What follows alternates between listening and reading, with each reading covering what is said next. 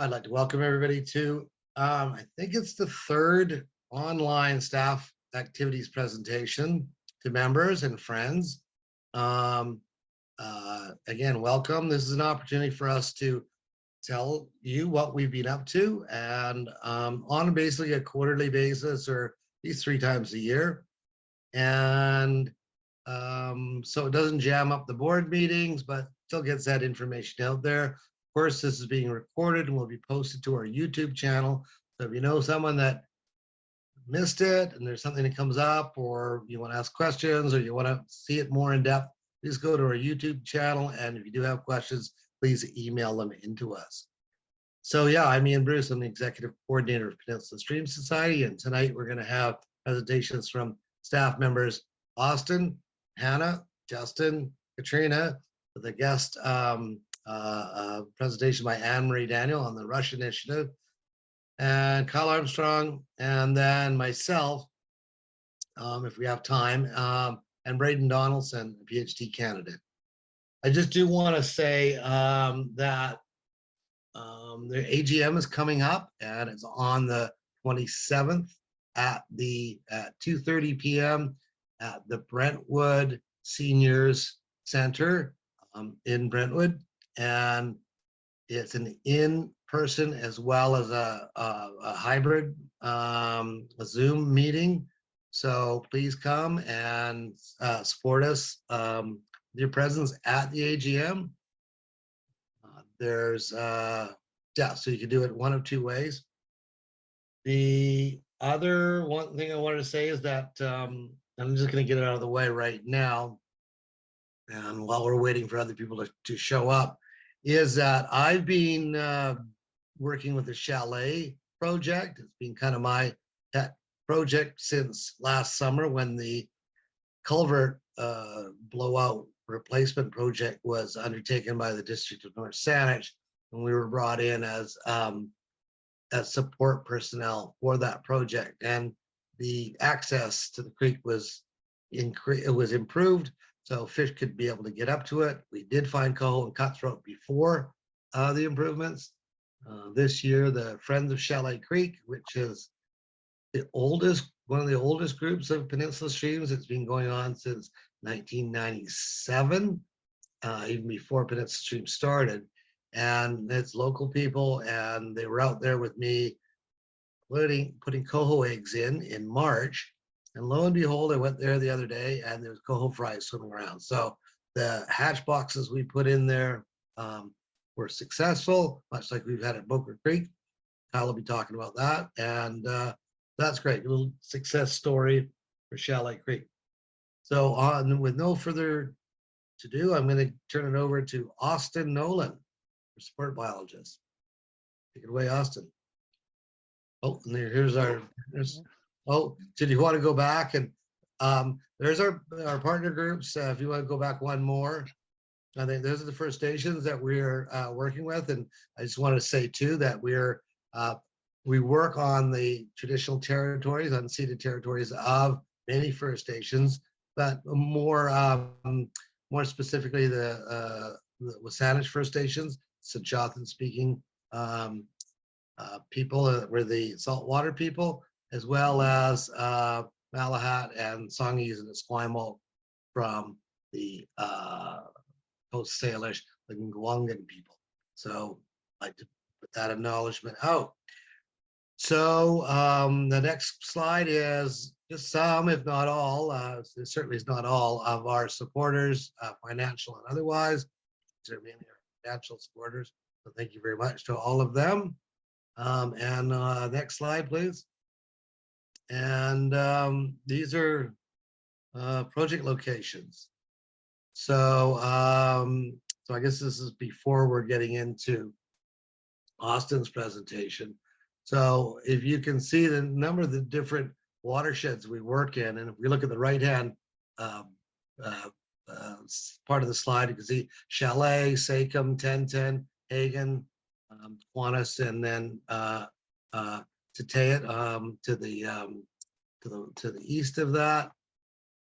And then we have the Colquist watershed, Millstream watershed, and we're also working with other partners on the Craigflower watershed, as well as Boca Creek and Swan and Hulkwitz.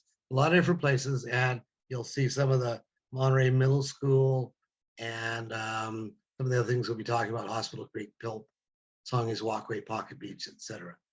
All right, move on to the next slide. That's me. Okay, there you go. Take it away, Austin. All right. Thanks, Ian.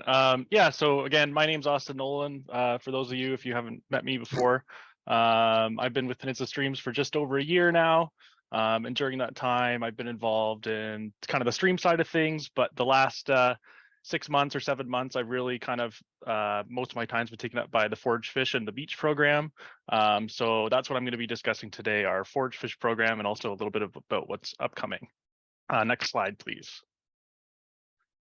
So just starting off, the BEACH program stands for Beach Education and Conservation of Habitat. And under this umbrella, we do beach cleans, forage fish egg surveys, restoration, advocacy, and conservation out on our local beaches. Next slide, please.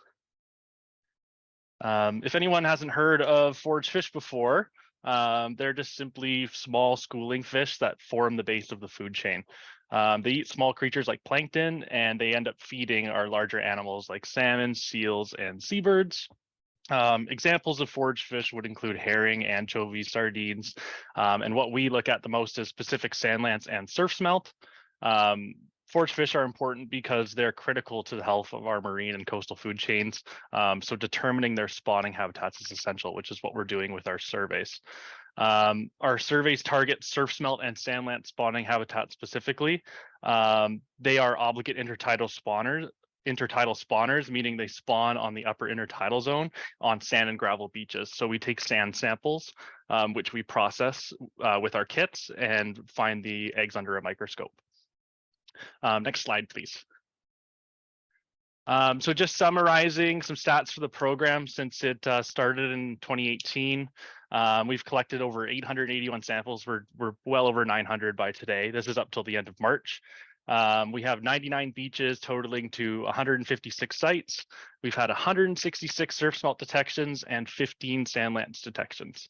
And you can kind of see there in the picture, part of the processing is sieving, and then we use a blue bowl vortex to process it a little bit more. Next slide, please. This is looking at our surveys and effort by municipality. Overall, our efforts are highest kind of where we're based in Sydney and North Saanich. You can see there, especially North Saanich, 287 surveys to date. In some of our smaller, I'll discuss kind of our smaller, less effort municipalities. Esquimalt, we're expecting to be expanding our number of beaches, pending on some partnerships. We're hoping to move more into the harbor.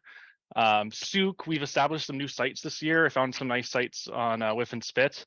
And we've also started eDNA monitoring on Billings Spit, which I'll touch on a little later.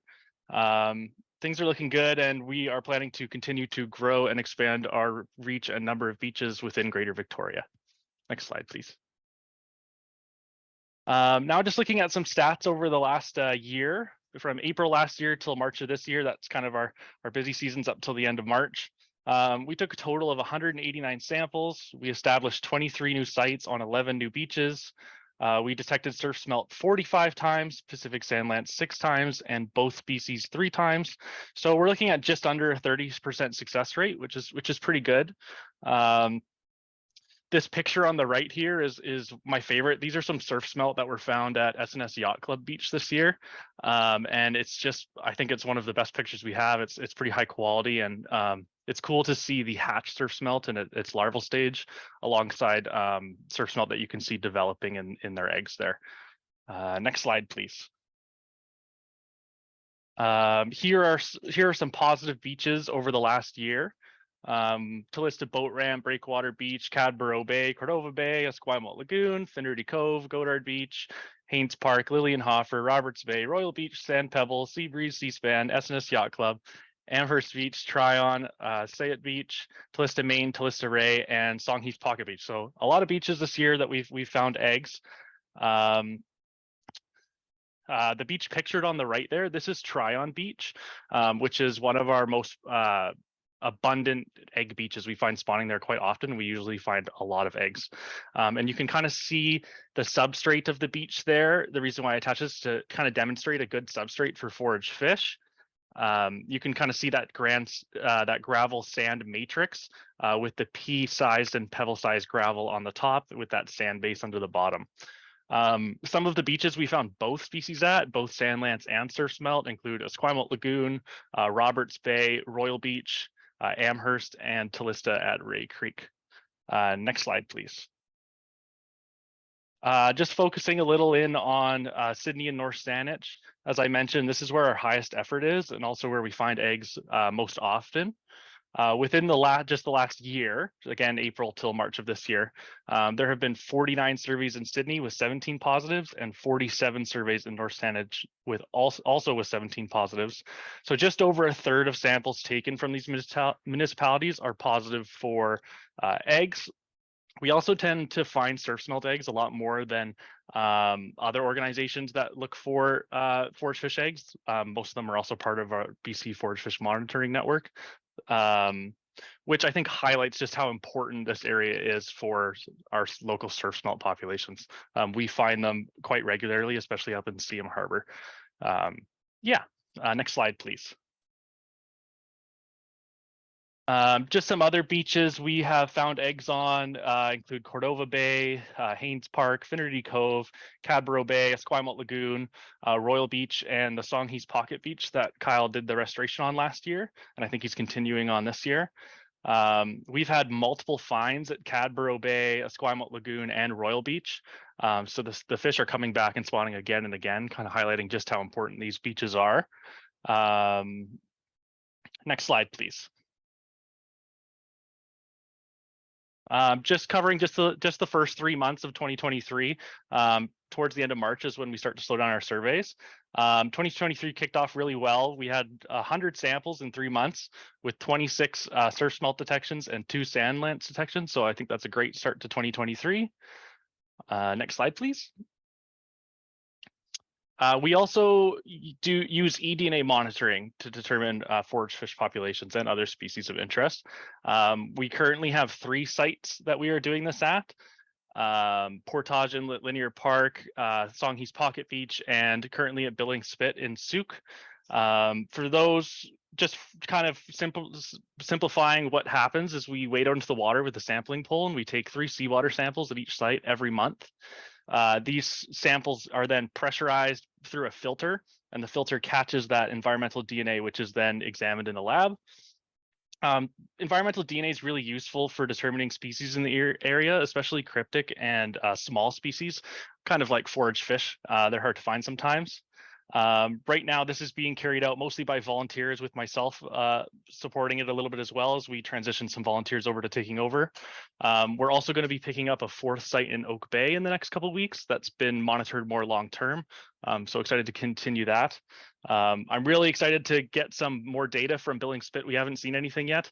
For those of you who don't know, Billings Spit extends right into the center of Souk Basin, and every time I've been there, there's lots of flow through it. So I think we're gonna have really good coverage of the whole basin there. So I'm excited to see what we get from that.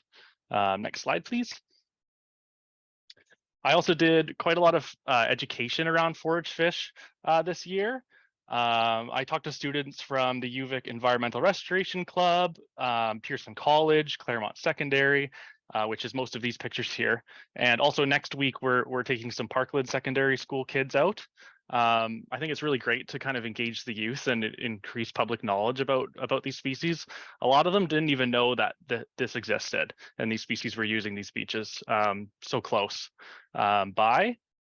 Pearson College actually has a kit and does some monitoring in Metchosin for us, as well as UVic ERC. They have a kit as well, and they do some regular monitoring for us as well. So they're getting a chance to get hands-on and learn, and they seem to really enjoy it. So that was one of my favorites from the last couple months. Next slide, please. I'll just talk briefly about some things that are upcoming. We're going to be starting to do some invasive green crab monitoring. I'll also be back in the streams over the summer, doing some fish inventories, stream assessments, helping out Katrina, working on our restorations. One project will be, we're going to be working on Tatayat Creek within the Saanich Historical Artifact Society property, where we'll be removing a problem stump that's resulting in some erosion, adding a couple riffles and some spawning gravel, fixing up things here or there, just keeping that productive creek in good health. Yeah, I'll also be involved in a lot of the other restoration projects that Katrina and Kyle are going to be covering later on. Next slide, please. And I just wanted to finish off with a huge thank you to all our dedicated Forage Fish citizen scientists. This was my first time heading any sort of program like this, and working alongside you all has been a big pleasure and a great learning experience for me. I'm amazed by your dedication and hard work, from early mornings out in the dark at 5 a.m. in December, to there was some late evening surveys in the snow out of the Esquimalt Lagoon that gave us some big finds. You've persisted and helped further understanding of these often overlooked species. So thank you very much. Next slide, please. And that was me. If you want to contact me, my email's there, or you can reach out to our website. I'm always interested in hearing what shape our beaches are in. If you find any trash on the beaches, let me know. And if you're interested in taking part in the forage fish surveys, they continue through the summer, but really it kicks off again in the fall. And that's when we'll start really monitoring quite regularly again. So if you're interested, just get in contact with me, and thank you. I'll pass it on to Hannah. Awesome. Thanks, Austin. So for those of you who I haven't met yet, my name is Hannah, and I started with Peninsula Streams in January as an environmental stewardship technician. I have a degree in geography and environmental studies from UVic and a background in outdoor education. So over the past 5 months, I've been working really closely with Justin Budick, who is our other environmental stewardship technician. And we've been working on a number of projects, including revitalizing a stewardship group for the Kiwanis watershed, working on the Keating Industrial Park Watershed Protection Initiative, creating communications materials, working with Kyle on the Rain Gardens for Headwaters program, and most recently, we've started the Grade 3 education program. So I'll be talking more about the Kiwanis Stewardship Group, and then the Rain Gardens program, and then Justin will take over and talk about the rest of the projects we've been working on together. Next slide, please. So the Kiwanis-Hagen Watershed Project was established in 1997, and now as decades have passed, rejuvenation of this group is required. So we've been working on reestablishing stewardship in this watershed. So far, we've established a mailing list of 31 stewards for this group, and they've put in a total of 172 volunteer hours. So in February, we organized our initial watershed meeting and had 24 folks come out to the field house in Centennial Park to learn about Peninsula Streams, the Kiwanis watershed, and the history of the watershed group. And then on March 12th, we hosted a walk and talk along Graham Creek, where Ian talked about habitat restoration and showed folks the work that had been done in the past, and then talked about activities that the group could undertake in the future. We then hosted a blackberry removal in Centennial Park, where 12 folks came out and put a few hours of hard work in, and we removed a couple big patches of Himalayan blackberry. And then, yeah, Dennis Coupland was one of the co-chairs of the original Kiwanis-Hagen Watershed Project, and he passed away in February. So we had members of this group, as well as members of the Saanich Inlet Protection Society, meet at the Waterhouse property for a blackberry removal event and a memorial tribute for Dennis. Yeah, and we've been working on getting more Kiwanis stewards trained in Central Saanich water quality monitoring. We had one new steward come out with us last month, and then we have 5 more stewards coming out for training this Friday. So it's been really cool to see this group come together, and we look forward to supporting this group in their formation in the coming months by offering things like stream keepers training, which we'll have coming up soon. Next slide, please. So over the past few months, Justin and I have been working closely with Kyle on the Rain Gardens for Headwaters program. I designed a new logo for the Rain Gardens for Headwaters program, which you can see in the bottom left there. And I created a brochure, and we have a new Rain Gardens landing page on our Peninsula Streams website. So be sure to check that out. We've been collaborating with the Friends of Bowker Creek Rain Gardens Flying Squad on a number of projects. So we are working on creating signage for the Campus View Rain Garden. Justin has been writing a rain garden proposal to build a rain garden at Parkdale Church in collaboration with the Friends of Bowker Creek. We've been doing rain garden maintenance of our demonstration gardens at Campus View in Monterey. We had a mulching and planting party with the Friends of Bowker Creek at Campus View, and we actually got students out at Monterey to help us mulch and repair the snow fencing. And we've started working on curriculum development and delivering rain garden lessons for schools. So we did a rain garden lesson at Mount Doug High School in an Environmental Science 11 class. And these students are actually now working on a group project to pick their own rain garden location around the school and create a mini rain garden proposal. So we're going back tomorrow for students to present their rain garden sites, and we might take them on a tour of the Campus View Rain Garden. Yeah, and Monterey Middle School will have us in their class later this month as well to talk about native plants in their rain garden, and they are going to be developing signage for their rain garden. Yeah, and then I guess the last thing is we've been scoping and tracking potential future rain garden sites and mapping them as we come across potential sites in our travels. And this spring we met on site with school faculty to scope potential rain gardens at Millstream Elementary, Stelly Secondary School, Northridge Elementary, and now we're moving forward with creating proposals for rain gardens at a couple of these schools. Yeah, so that's it for rain gardens and for the Kiwanis Stewardship Group. I will hand it off to Justin. Thanks, Hannah. Yeah, so for anyone that hasn't met me in person yet, my name is Justin Budis. I was born in Winnipeg and graduated from the University of Manitoba with a degree in environmental science and focus in freshwater ecology and fish biology. I've worked throughout Canada with different universities and NGOs, First Nations, and government agencies. I moved out to Victoria in the fall of 2021 and have been on a term contract with PSS since this past January. And as Hannah mentioned, her and I have been collaborating very closely. So I'll be presenting on kind of an extension of the projects that we've both been working on. Next slide, please. So I've wanted to talk a little bit about the Keating Industrial Park Watershed Protection Initiative. It's a mouthful, but so is the problem in these watersheds. There have been increasing levels of contaminants, including metals and fecal coliforms, among other things, that have been recorded into Tayat and Graham Creeks downstream of the industrial park. We've been monitoring for the last 20 plus years at water quality stations in these watersheds, and yeah, we've been seeing that the contaminants are increasing in recent years. So there's a huge variety of different activities happening in the industrial park, from low impact office buildings to higher risk businesses that store contaminants on site. A similar campaign was undertaken in 2006 and 2007, and this helped water quality and pollution levels. But like I said, things have crept back up, and businesses need to be reminded every so often about how they affect water quality in these watersheds. So the first thing that we had to do was we sent out 314 mail outs to businesses across the park.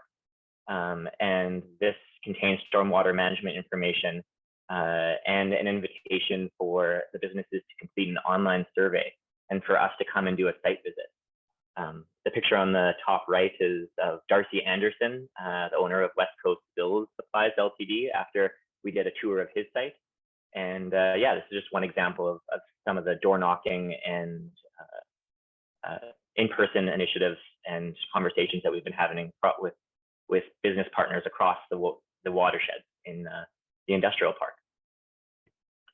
So we've been really focusing on trying to be non-threatening and confidential. Like, this is a confidential initiative and very separate from anything to do with the CRD or governmental framework. So kind of taking a carrot versus the stick approach, which is more the usual approach for government agencies.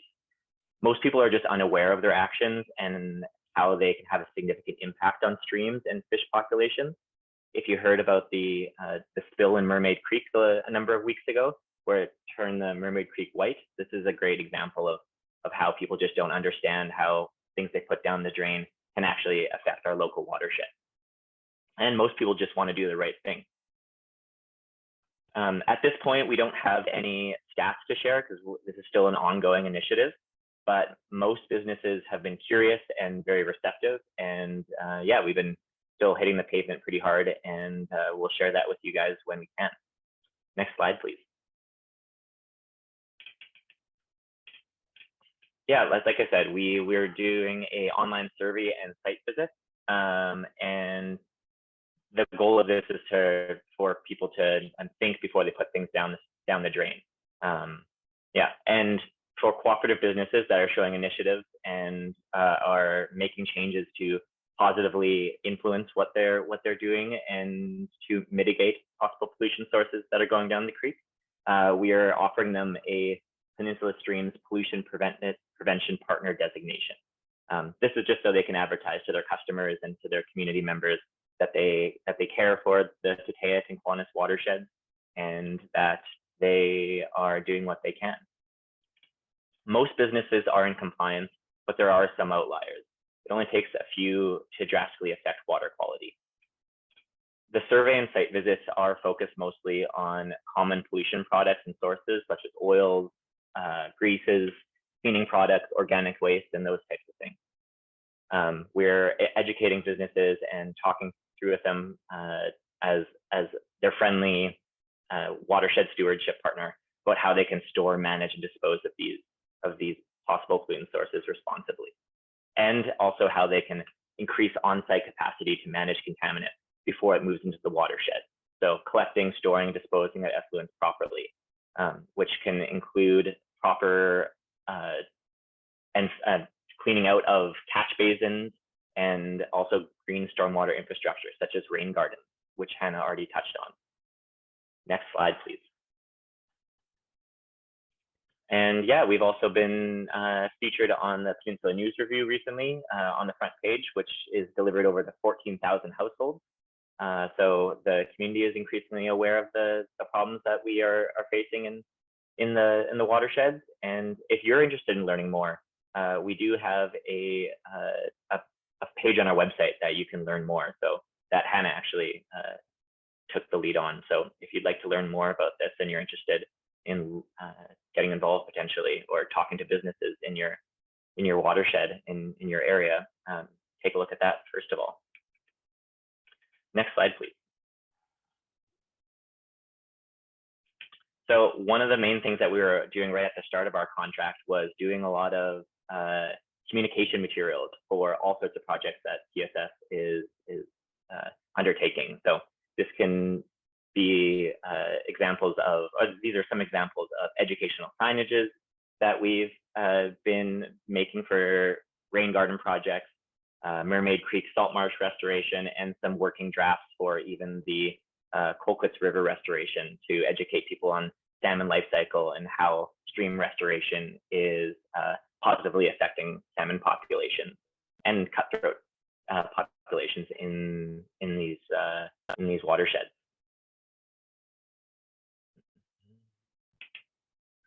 So, and in this day and age, we'll also be doing a lot of social media posting. This is a critical source for getting our message out there, especially with the younger generation. So often after an event or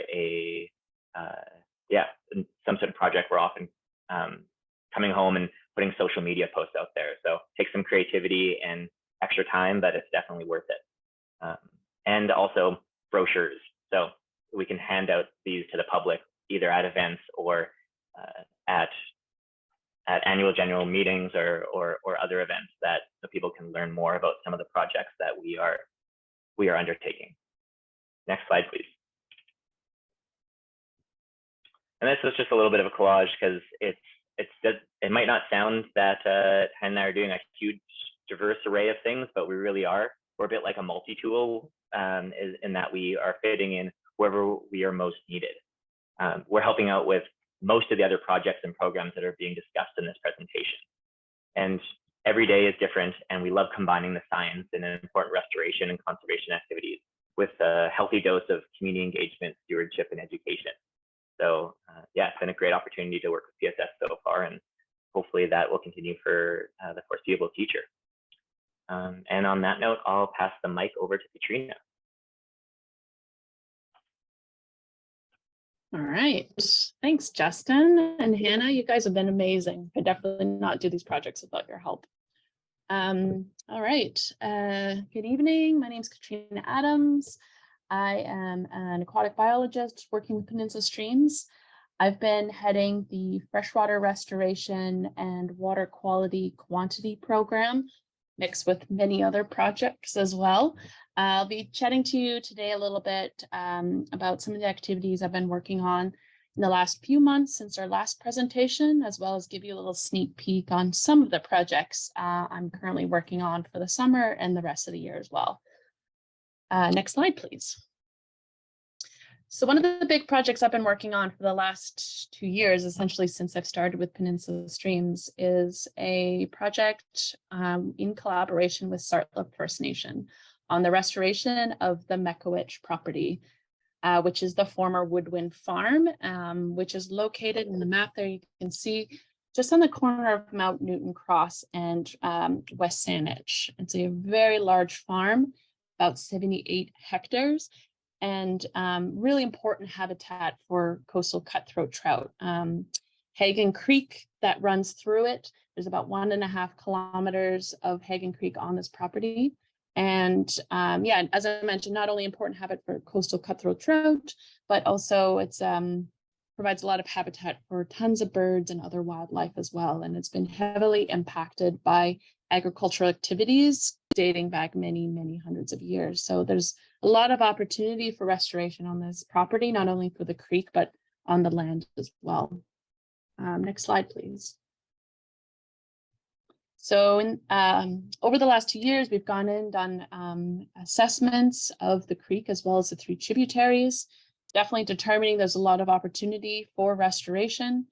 You know, developing our relationship with Sartlip First Nation and determining what sort of work we'd like to be doing on the creek here. We've identified certainly the reconnection of the floodplain to the main stem Hagen is a really important activity that we'd like to do, as well as restoring the main stem itself.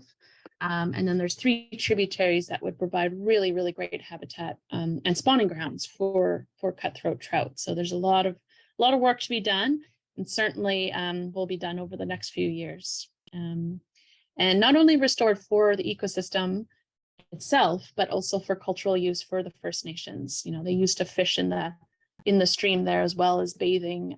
So there's a lot of opportunities on this land. Next slide, please. So next steps, what we're working on right now, we're just completing, or we hired someone to help us do a hydrologic study of Hagen Creek, and particularly focusing on how floodplain could fit into it again. That should be completed any day now. And then from there, we'll use that to help determine what restoration we'd like to do, and then take that to the community for their input as well. And then hopefully this summer we'll get started on the work. There's a lot, as I mentioned, there's a lot to do, so we'll be busy there for sure. Next slide. The other project I've been working on, and it's been taking a lot of my time, is installing a permanent fish array in Millstream.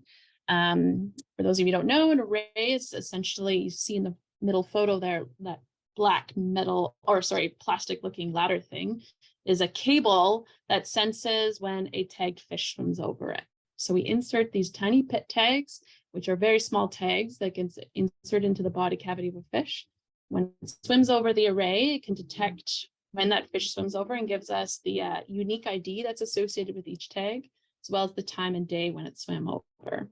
All that information is extremely important for determining the migration timing. So when salmon are out migrating to the ocean, as well as returning back for spawning in the fall and winter. It also gives a sense of survivability as well. So we've started this program last year. We tagged 2,000 coho fry at Gulfstream Hatchery and had a temporary array installed. This year we tagged another 2,000 and we'll be installing the permanent array that will be in the stream for this foreseeable future. We'll be tagging a lot more fish, coho fry from Gulfstream Hatchery, as well as expanding it to cutthroat as well to gain a better understanding of their populations and particularly the sea run population that exists in Millstream. So really exciting. The array arrived last week from the States. Been waiting a long time for it to came and it's ready to be installed. So next Wednesday, we'll be on site to install it. I'll need a few more volunteers to help out, strong, nimble people who are keen on getting in the stream. We'll be doing some trenching of a cable as well. So if you're interested, my email's at the bottom there. Send me an email. We're looking for a couple more folks to help out. Next slide. Just a couple photos of the pit tagging program from the last couple months. So the top right or left there, sorry, a couple of us will be, I'll just see a quick question from Derek. We'll be doing it during the daytime from 10 a.m. to 2 p.m. or so. Couple of us tagging coho fry at the hatchery. A really fun day. Definitely could not do this project without the amazing support from Gulfstream Hatchery and their volunteers. Middle photo is me releasing the coho. Basically, we had a big truck of with a tank and this hose coming down and nearly got blown off my feet with the pressure of the fish getting released. It was a really fun day. And then us carrying that big array down to the site. Yeah, really exciting to see that big piece of equipment come in and excited for the science that we're going to get from doing this project and the knowledge. Next slide. Other activities in Millstream, there's a lot going on there.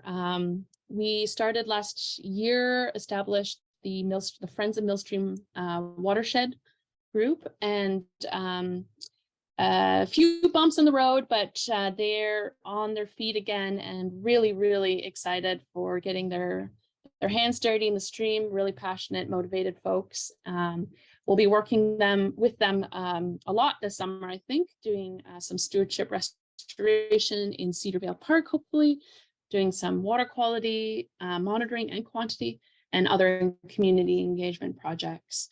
And along that, I'll also be running a Streamkeepers course, sort of split into two sections. One is next Thursday, May 25th, where we'll be doing an intro to stream assessments as well as water quality. And then June 3rd will be a full day. We'll be in the stream doing advanced habitat assessments and invert sampling. Still some spots open. Again, if you're keen, send me an email. And if you got any questions as well, I'll be running some more of these courses over the next year as well. So lots to come on that. Next slide. Colquitts, lots happening here. So my last presentation back in December, I talked about the amazing restoration that we did in August, and it's looking really beautiful right now. In early March, we were there again doing some riparian planting with an amazing group of volunteers. Everyone was really excited to do some planting there and some invasive removal as well. We had Saanich come out and help us out. And I was just at the stream the other day and it's looking really, really beautiful. The plants are coming in well. And if you switch to the next slide there.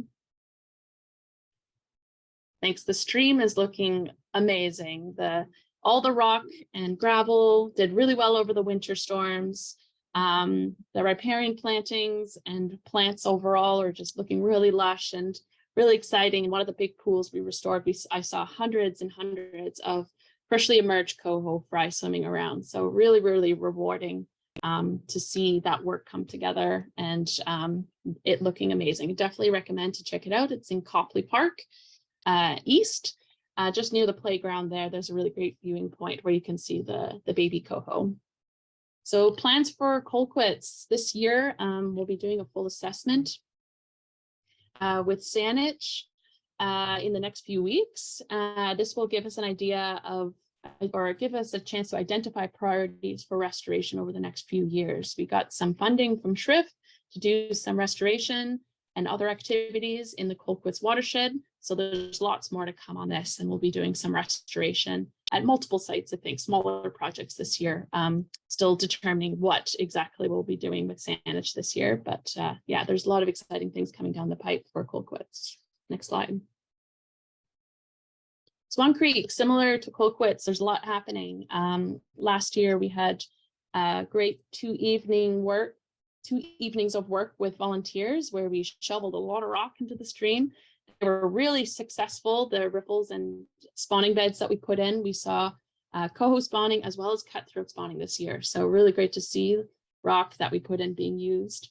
This year, we're hoping to do a larger project with volunteers. So in the map, you can see 10 sites identified. Each of those sites have a different activity that we hope to do, whether it's spawning gravel additions, building riffles by hand, repairing plantings, boulders, lots to do. So definitely keep your eyes open for tons of volunteer opportunities in Swan Creek come the summer and early fall. Next slide. So that's just a few of my projects. But one I'd really like to chat about, and one that I started basically right when I started with Peninsula Streams, using my GIS and love for maps, is one in collaboration with the amazing Anne-Marie Daniel from Nature R&D. It's called the Resilient Urban Systems and Habitat Initiative, or RUSH Initiative. She's an amazing woman, and I've learned so much from her. So I'll pass it over to her to chat about this initiative. Thank you so much. Thank you very much. I wonder, shall I share my screen?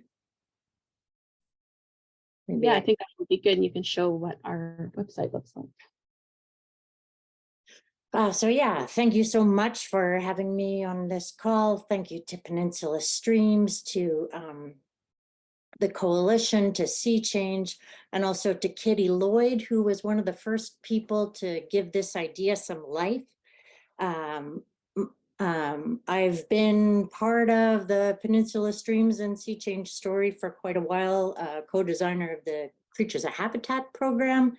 And yeah, the volunteers at Peninsula Streams are amazing. They help with the ivy in the woods near my house. And so the scale of the talent at Peninsula Streams and yeah, just what volunteers make possible. It's the point of the RUSH initiative is to start to leverage all the good work that's happening. And so, oh, I still can't share my screen. And so the RUSH initiative is a platform that we are prototyping, and we now want feedback for. It's a platform that is looking to leverage all the good work that's happening to get rapid resilience in record time. And so what we've done is to create a place where you can answer all your existential questions. How can I beat the heat? How can I eat local? How do I protect the coast? In one spot for the non-scientist. And so I'll just take you to one place that really features their work. These are all the rain gardens. So watersheds are outlined. And then the first, I think we've got 100 rain garden sites from Peninsula Streams. If you click on these, you get more information about them. And then not all, but a lot of the restoration sites, you can click here in the legend for more information. I'll just show here too. Here's our feedback form. We're looking for, what do you want to see here? What's helpful about this? Anything that's tricky about it navigation wise. And here, if you see a map that you want to share, you can just push that and you can email it to a friend. And so my company, Nature R&D, is about nature-informed design, and two of the main design principles here are feedback loops and connected systems. We want to see connected ecosystems as a way of working towards climate action. I'll just show you some of the helpful pieces. Here we have taken all the CRD and other sort of reliable data and mapped shoreline sensitivity and sea level rise potential, as well as saltwater intrusion, so that you can put your address in here and then find out, you know, how vulnerable are you to this? And we hope that this sort of information will change the critical questions that get asked at OCP meetings, at advisory meetings, at municipal meetings, so that we're not talking about what kind of housing do you like the look of, but rather, is there an aquifer here? What's the water quality like? What is a good idea for this place? And so while we don't have something on all of our maps, and there's even a couple of buttons missing, we have done things like separate, let me just zoom out here a bit, separate the greenhouse gas footprint as it exists so far, which municipalities are going up in emissions related to buildings and which ones are going down. And then likewise, we have this for transportation, which municipalities are reducing their transportation emissions and which ones are going up. And if you want to see which municipality it is, or indeed how it's been calculated, all that information is in the legend, including a bit of a description on what we see the problem is, what the solution is. And then down here, there's all kinds of initiatives, things that we want to highlight, programs that are available, this sort of thing. We have another one, and I'm almost at time here, but so this one, Quadra-Cedar Hill and Gorge Tillicum started plotting pollinator gardens. And here we have also all the names of stewardship groups throughout the municipality. And so we hope that through this platform, we will be able to create connectivity of pollinator gardens all the way up to this one at the airport. Obviously, even in the course of this meeting, I've learned so much about forage, fish, research that could be posted here. The Rain Gardens landing page should be here. So many things should be more public about what's going on, so that people can get involved and so that we see less pavement and more canopy. And the last one I'll show you is the first one we ever worked on. Here you can put in your address and see if you live in a place that has a heat dome historically, a high temperature. And then we've also started to add the percentages of tree cover, with the idea that the baseline goal in general at the moment is 30% canopy cover, urban forest cover by 2030. So here you can see, what going up or going down. We're just in the prototype fund phase. We are looking for more funding. Thanks to Katrina, we got some through the RBC Tech for Nature grant. And yeah, we'd love your feedback, which is here. And please feel free to, share it around and give us lots of suggestions so we can make this a one-stop shop for conservation and personal and planetary health.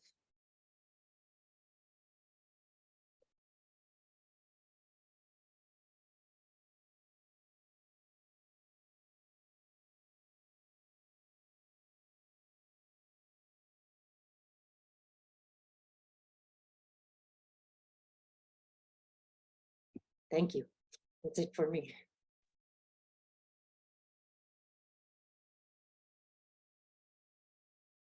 Thanks, Anne-Marie. Wow, that was very impressive.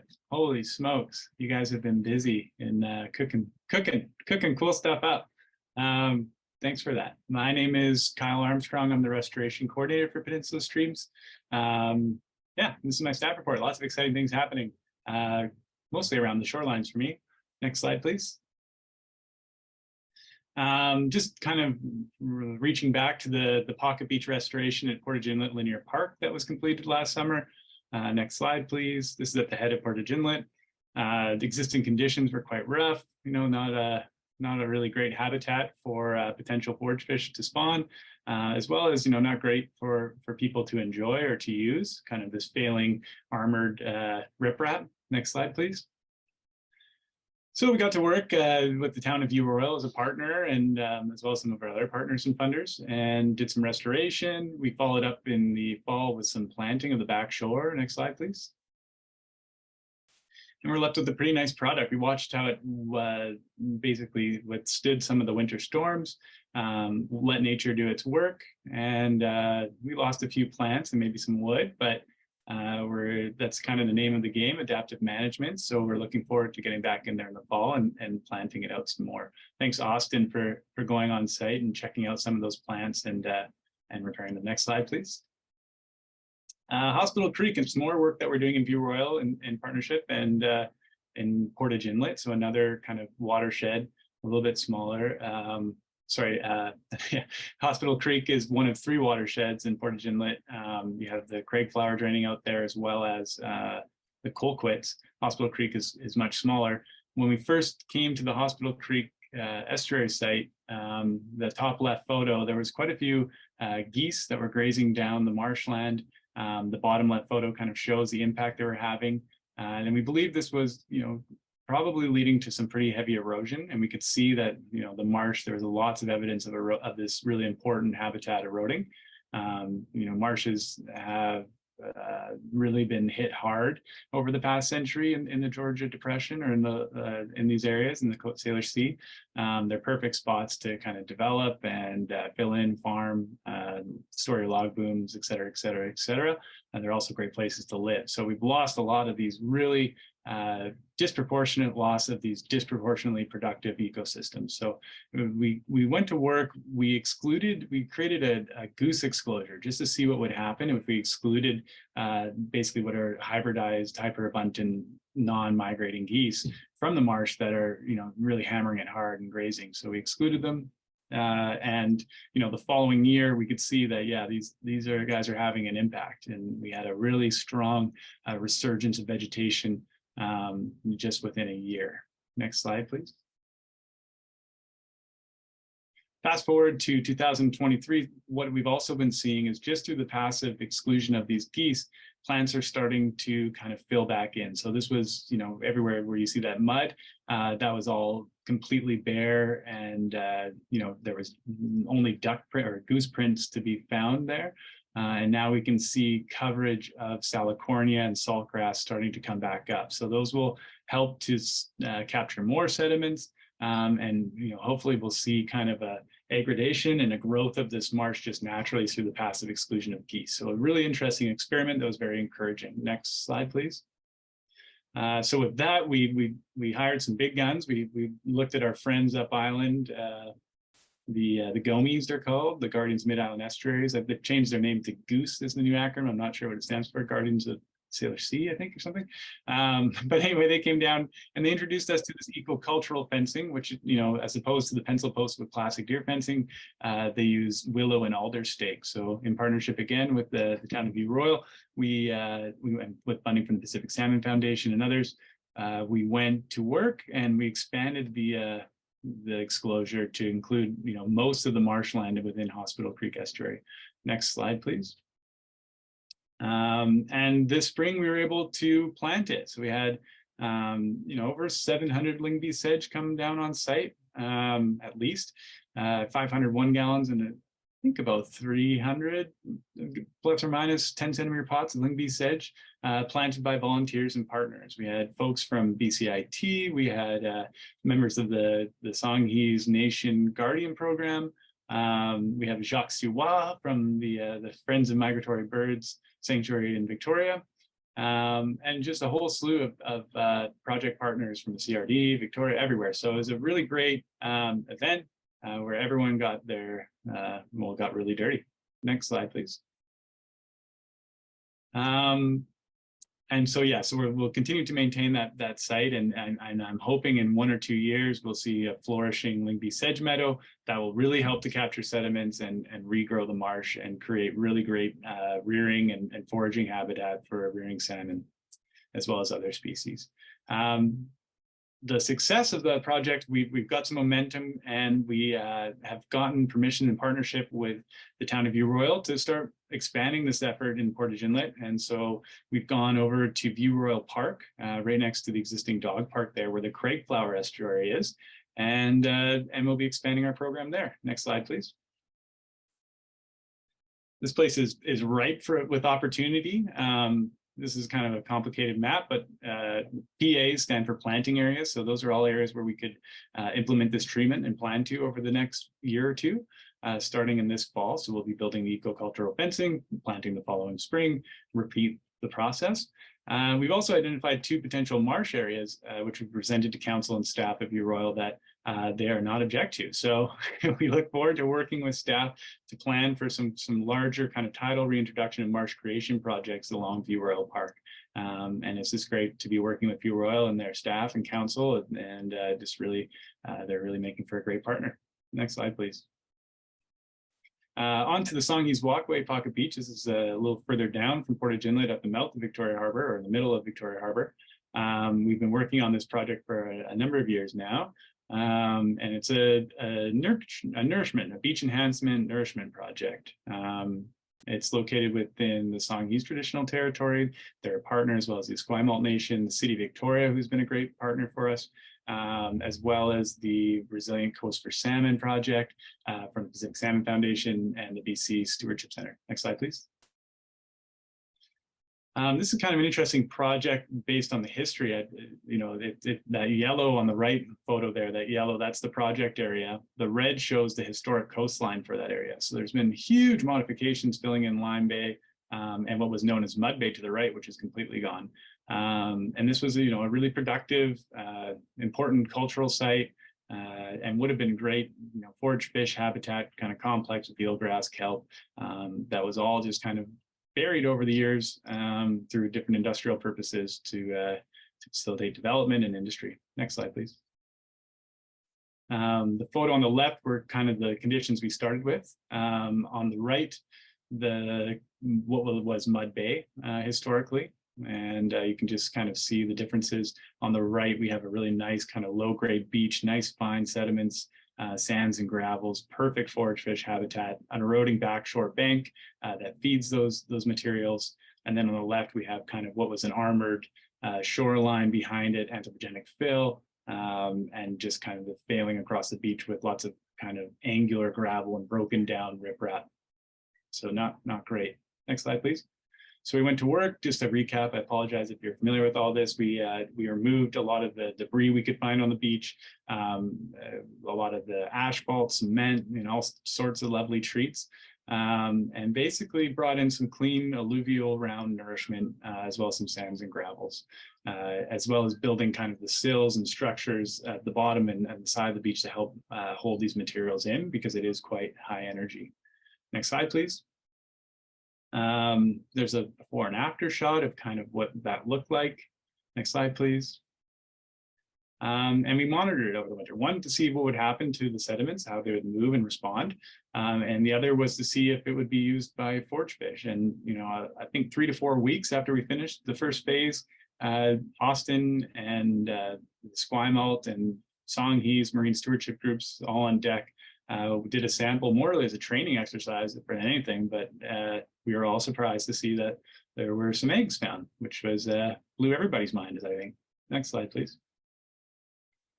So phase 2 slated for, I think we're going to bring the machines in on Friday and begin work on the following Tuesday after the long weekend. We'll be excavating the back shore further, pushing that rock wall further back, allowing more room to bring in more kind of sandier, smaller gravel size nourishment that will kind of help feed the beach throughout the winter years and storms, while providing kind of nice places to land canoes at high tide, and great forage fish habitat.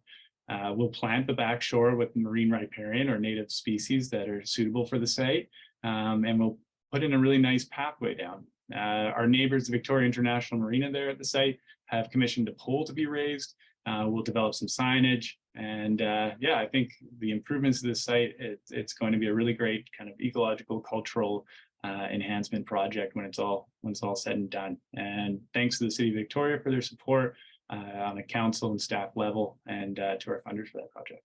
Next slide, please. Mermaid Creek, Roberts Bay. This is a big one.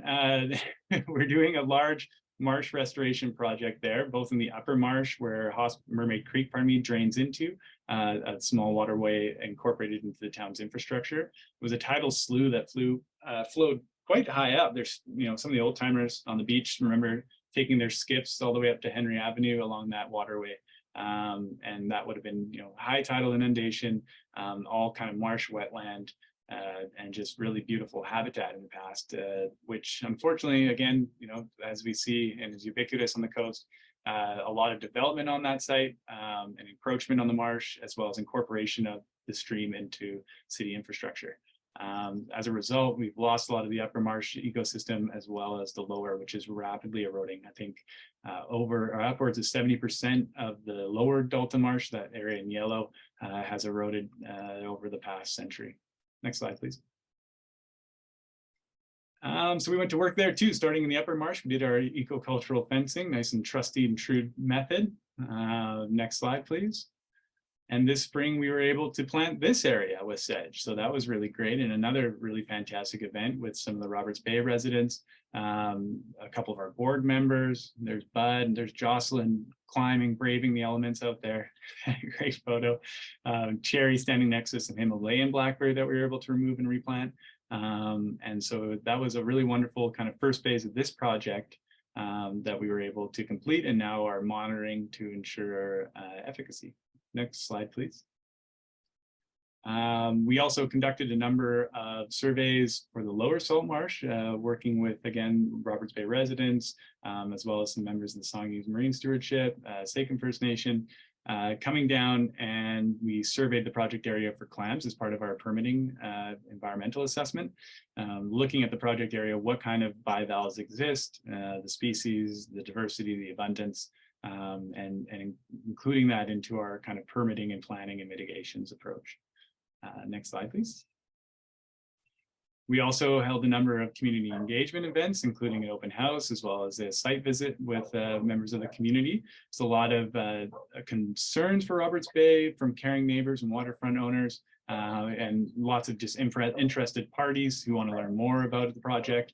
And we were happy to kind of speak to the project and the plans, take questions, feedback, and we're continuing to do so in that process. And it's proving to be a really important piece of this project is the community engagement. Next slide, please. Just gonna close my window. Back up the neighbor's dog barking there. So these are the existing plans from the engineering, the existing site. It's interesting, the light green kind of polygons there show where the vegetation is now. And this is overlain on a satellite photo, I think from 2022, so quite recent. And you can see, the gray shaded or the green areas below the kind of drawn green polygon are areas that have been lost just in the past year. So the imminent and kind of rapid erosion of this marshland really puts an impetus on taking action and doing something. Next slide, please. What we've kind of come up with through DHI Consulting, as well as McElhaney, is this kind of hybrid approach to creating rocky boulder headlands, and then providing a marsh nourishment mix in behind it. So those headland features, rock kind of piles essentially, will help to attenuate wave energy, while the marsh nourishment will provide that sort of sediment supply that has since been choked off because of development. We'll then plant the area and monitor into the future. So yeah, a fairly large project. And again, this project, many of our other projects and programs are all on our website, or lots of them are. So if you want more details and things like that, I encourage you to go check those out, and we will certainly work to keep those updated. Next slide, please. Moving on, the Bowker Creek Chum Reintroduction Project, the second year of this successful run at bringing chum salmon back into Bowker Creek, where they've been absent for a very long time. And what basically entails building a spawning shoal of gravel, and then burying incubating boxes filled with chum eggs into it. So we took a different approach this year, installing 3 incubation boxes, and burying those in the gravel. Some great photos of the volunteers out that day. Next slide, please. And then continue to monitor water quality and site conditions throughout the year. There's Val on the bottom left, one of the Friends of Bowker Creek stream keepers, who is down in the creek keeping an eye on things. She's kind of the chum mother, going down there and making sure that they're okay. And sure enough, she once again was there to see them kind of emerge from the gravel and begin their life's journey. So the chum won't spend long here. They'll kind of vacate and head out to the sea and grow rapidly before returning in 3 to 4 years. So we're looking forward and anticipating the return of chum salmon to Bowker Creek. Next slide, please. However, it's not going to be a smooth road. Just after those fry were observed in the creek, a large sediment plume came downstream, and just a kind of a reminder, a slight nudge that there are still issues in this watershed, and that need to be addressed coherently with this chum reintroduction project. And we need to do our best to leverage these chum salmon into promoting this as a habitat and protecting it as a habitat, and using it as a communication piece. Hannah Hickley, a volunteer on the project, also very smartly installed a remote camera to watch the eggs. And she had some really interesting nocturnal observations, including some raccoons that were just going nuts at the site, digging out in the gravels and feeding. So an interesting observation about, these species and how they feed ecosystems, and perhaps a little nudge to put in some deterrents for next year to try to further protect the eggs as they incubate. Next slide, please. Again, we've heard lots about rain gardens. We had the Bowker Creek. See, we've seen the, oh, perfect. Yeah, so we've heard a lot about our rain gardens. Next slide, please. But essentially, this is kind of the approach that we're taking within the watershed to further address some of these watershed issues by creating green stormwater infrastructure and promoting it, as well as policy and just awareness. Next slide, please.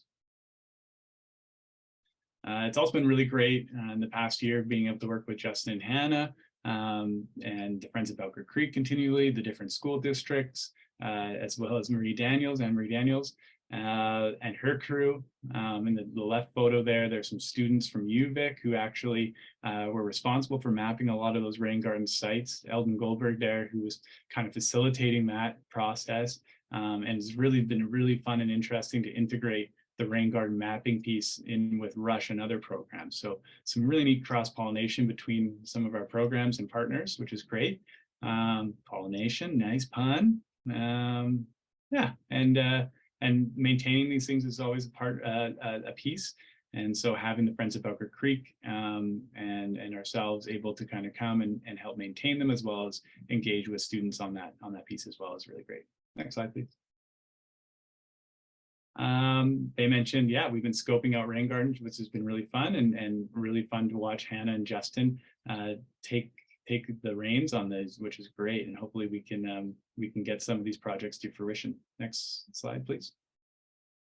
On other news, we have the BC Forage Fish Monitoring Network. I don't want to speak too much to it. It's online on YouTube. I think if you're interested in learning more about the BC Forage Fish Monitoring Network, tune into that.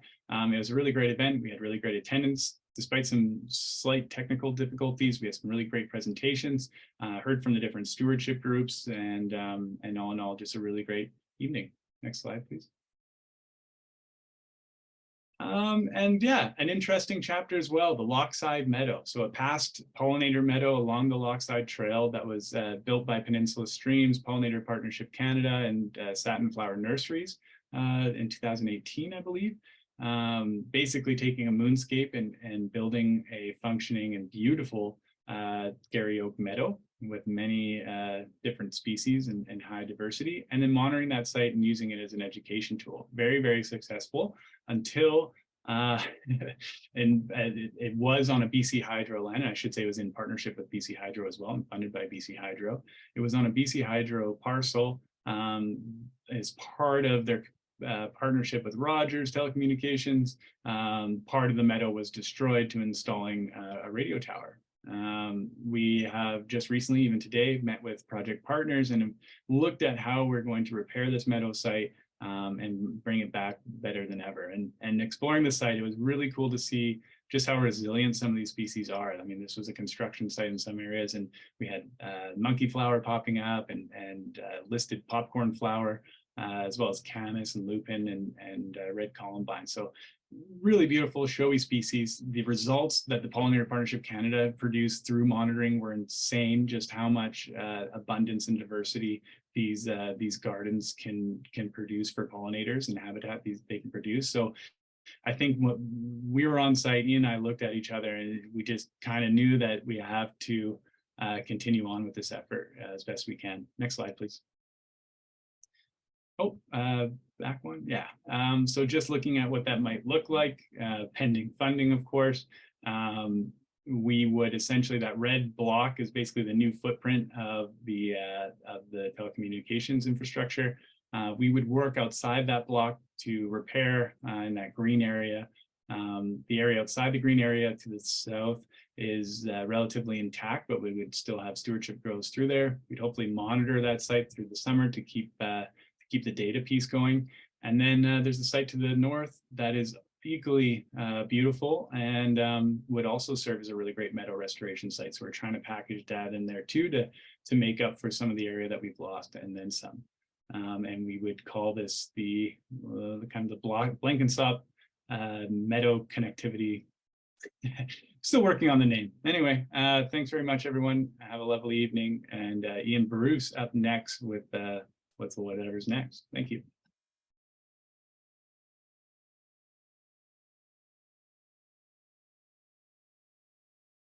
Hi, everyone. Thanks, Kyle and the rest of the staff. You guys are amazing and very proud at what we've accomplished and what how people have stepped up, and particularly the younger crowd. And Anne Marie, what you've done in the last year. I'm so glad that we went ahead and supported you in your initiative. I think it's going places. So I did speak earlier about the Chalet Creek project, and this is the culvert restoration. And as it was during construction last year, it looks a lot different now. The couple things I want to touch on that wasn't touched on by staff so much was our education programs. So right now, starting, I guess it was yesterday, we're starting in the elementary schools with a grade 3 program with the watersheds model and the salmon life cycle game and education. And that was at Keating Elementary. Altogether, we're going to do in excess of 400 kids over 6 schools and about 20 classes, providing the education in the next 3 weeks. And I also want to bring up, we're going to do a Creatures of Habitat event with Bayside Bayside Middle School on May 29th. We need lots and lots of volunteers. And if you've never done Creatures of Habitat, it's a great opportunity for you to work with kids, inspire the next generation, and be inspired yourself. So it's at Sneakwith or Todd Inlet Park, which in itself is an inspiring story and an inspiring place. The place of the blue grouse, as the Sartlip and Sunchathan speaking name has it called. So great restoration has been going on there. We've been involved for a couple of decades, almost 2 decades now, as has Sea Change and other groups, including Sartlip. So come on out on May 29th. If you're interested in coming out and helping us supervise the kids as they get their hands dirty and dig up blackberries and take out Daphne, et cetera, please send an email into Sue Gillette at at peninsula-streams@gmail.com and offer up your services. It's from 9 a.m. to about 1:30 p.m. on Monday, May 29th. So hopefully you can make it. So I'm going to open it up to questions right now. We've had some in the chat. We've got, oh, I see, we've got a few more going on here. We do, again, we've reported on a lot of this, but we support 16 stewardship groups. We've submitted 45 grant applications, and we've had work parties, including a Earth Day beach cleanup that we had, what, 40 people, I think it was, Justin, for the first Great Peninsula beach cleanup. And next slide, I guess. And volunteer hours in 2023, we're only 4 months in, and we're up to almost 2,000 hours. So I think we're going to be broaching over 4,000 volunteer hours. And volunteers are actually the major contributor to all of our programs, and we couldn't do it without the support of volunteers, whether it's board members or people, you know, wheelbarrowing rock or planting plants. It's the core of what we do. Or going out hundreds of times on the beach, like people like Sandra Foster. So thank you for all of your work. And I guess, yeah, that if there's another slide. Nope. Okay, oh, well, let's just go back on that. Compared to all of 2021, we had 4,100, and 2022, we had 3,518. And yeah, so we're well on beating 2022's number of hours. So anybody that's out there listening and you are volunteering, either through our programs or on the board, please make sure that your volunteer hours are submitted so that we can get them into the spreadsheet so we know where we're at. Couple of really exciting things, as was mentioned earlier tonight. There was an announcement the other day. We're receiving $250,000 from BC SRIF for Colquitt's stewardship, science, and restoration. So that's very exciting. Plus, we've got lots of other grants and things in the hopper right now for this next year. And again, with what Katrina's pulling off with Sartlip at Makewich, there's some great activities there. Where we had Central Saanich staff out on Tataic Creek the other day to look at the Artifact Society. So we're working closely with them. We've got good relationships going with Sydney staff, the North Saanich staff, View Royal staff. So we're rocking it. In Langford, we've had some good outreach. So I'm meeting with Langford tomorrow as well as next week. So yeah, it's looking really good. And Kyle's getting along with Victoria, so and Oak Bay. So all the municipalities are coming along. It's a bit difficult in the sense that we work with so many different municipalities. So there's so many counselors, so many staff, and they keep changing. So we have to keep up with that. So that in itself makes things very challenging working around the Capital Regional District because of the changing landscape, not of the streams and the shorelines change as much as the people do. And that's a challenge for us. So anyway, if there's questions in the chat, let's see if we've got some. Yeah,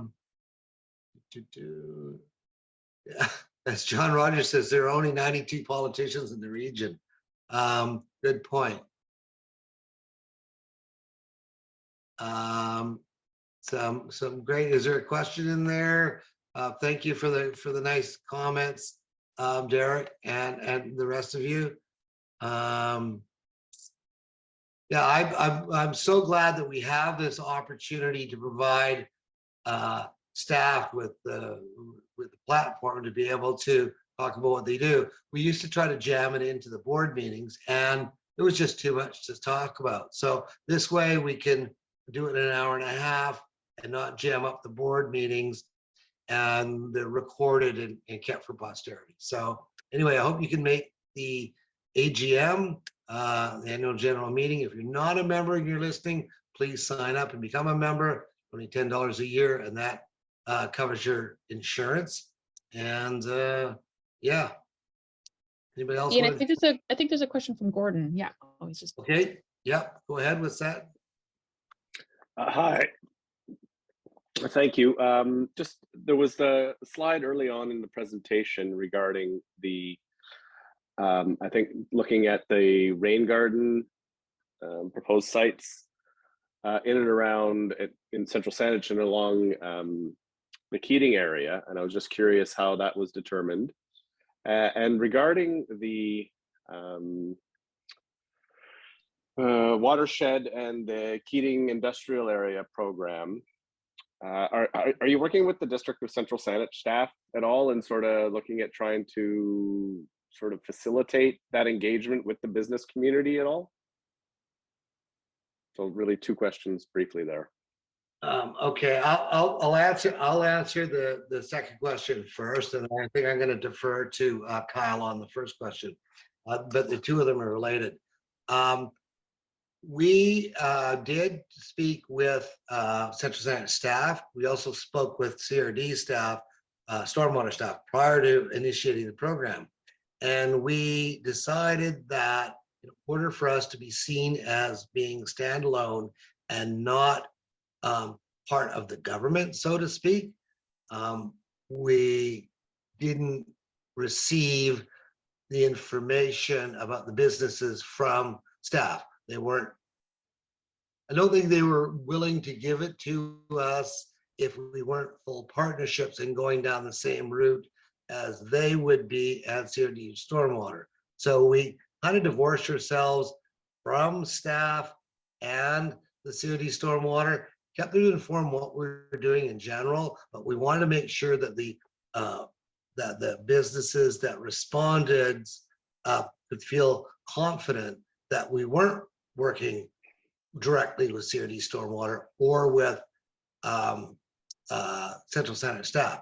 And that's because when we talked to some of the property owners, business owners in Keating, they recommended that we don't align ourselves specifically with the regulatory agencies. We're stewardship.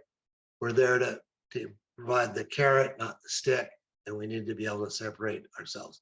As it turned out, when when Hannah and Justin went door to door and they were wearing the Peninsula Streams vests, they realized immediately that they looked way too official and way too threatening.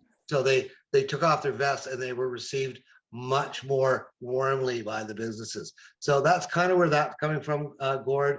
We haven't had as much uptake as we'd hope. The door knocking's going a little bit better, and we're going to continue on with that. We'll summarize the results and provide it to council on a summary form, not as a confidential, still with the clients. The second question is the second one about rain gardens. Kyle, do you want to talk briefly about that? Yeah, sure. So the photo you see in there, scoping rain garden potential sites. So that's an Yes. internal map or document. And essentially, when we're looking for sites, there's all sorts of there's a matrix essentially of what will make a good site, both socially and ecologically and feasibility wise. And many of the ones we investigate get kind of turned down right away. Others, for reasons that kind of stop the project dead in its tracks, but others, kind of get delayed or they're not good right now. Or, maybe something would change in the future, or maybe they're not necessarily a project for us, but for some other partner to take on. So we like to keep track of those areas and which rain gardens, so that while we're kind of investigating or we see a good spot, we kind of take note of it and we can follow it up later and proposals. They can take quite a bit of work. So we kind of, some of the more desirable rain gardens will create one-pagers to begin kind of sharing out with different potential partners or regulators that need to kind of see it at that level, at that stage before pursuing further. And so then we can shop it at that. And then if there is buy-in from some of those gatekeepers, then we can kind of pursue it further and create a more defined proposal, or more detailed proposal to move forward with. Sure. So Is that something that you could forward to Central Saanich staff so that with the So- planning department Yes. or the zoning? as one of so the that- as one of the deliverables for the Eco Action funding that Katrina secured, we had spoken about creating a report of potential sites that we had found that we would submit to Central Saanich staff, particularly those sites that exist on district land. And so that is something that we're working to compile as part of this, and would be submitted to staff at the end of the 2-year project left. 2 years Great. left. So, Wonderful. yeah, absolutely, that would be Thanks, something. Scott. Yeah, cheers. So Ian Cameron here. I'd like to congratulate staff, not only for all their hard work, but for the quality of the presentations. Absolutely amazing, and a whole lot more interesting than board meetings. I agree, Ian. Thank you for the kind words of yours, Ian, and everybody else. This has been great. And again, it couldn't happen without board members and supporters like you, Gordon Newton, and the rest of you out there. So thanks very much.